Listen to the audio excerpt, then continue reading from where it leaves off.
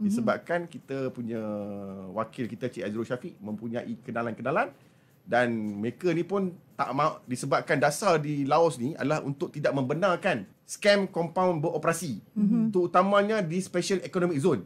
Jadi mereka ni apabila mereka tahu saja daripada MSO, mereka tak mau cari masalah, especially kita tahu muka-muka manager-manager kat sana. Dah kenal dah. Kita kata kalau kau tak lepas ni, kita viralkan muka kau. Faham. Jadi dia pun bagi, dia ada ramai orang, dia bagi yang mana kita minta tu dia lepas lah setakat ni. Di Laos lah. Baik. Tapi di Myanmar agak sukar. Kalau dulu di Myanmar, di kawasan seperti Miyawadi, di kawasan seperti KK Garden agak senang. Tetapi masalah sekarang ni, kebanyakan mangsa-mangsa yang ada yang operasi besar-besaran itu telah dipindahkan ke dalam kawasan hutan yang dipanggil Taichung. Ni kawasan ni agak ke dalam. Jadi kita agak sukar sikit. Dan kawasan ni dikawal oleh Karen Buddhist Democratic Army. Ini adalah tentera, kita kata tentera yang berlawan dengan junta di Yangon tu.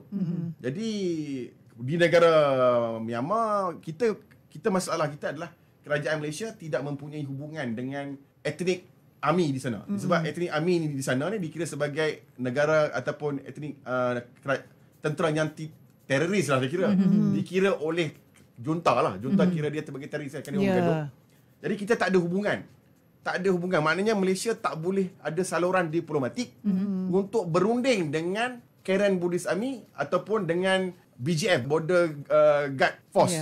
Jadi kita terpaksa mencari jalan yang luar daripada cara kerajaan, iaitu berunding dengan individu-individu tertentu, orang-orang yang kuat di sana dan juga komandan Thailand. Kita terpaksa menggunakan daripada komander Thailand untuk berunding dengan komander yang ada di Karen Buddhist Democratic Army ni untuk bawa keluar rakyat. Memang cabaran betul bukan kerja mudah lah orang kata kan, berunding dan sebagainya tu, negosiasi bagi di situ. senang, nak balik tak senang. Dah jadi macam tu pula kan. Masa kita jadi mangsa tu senang, nak selamatkan diri dah sekian dibuatnya kan.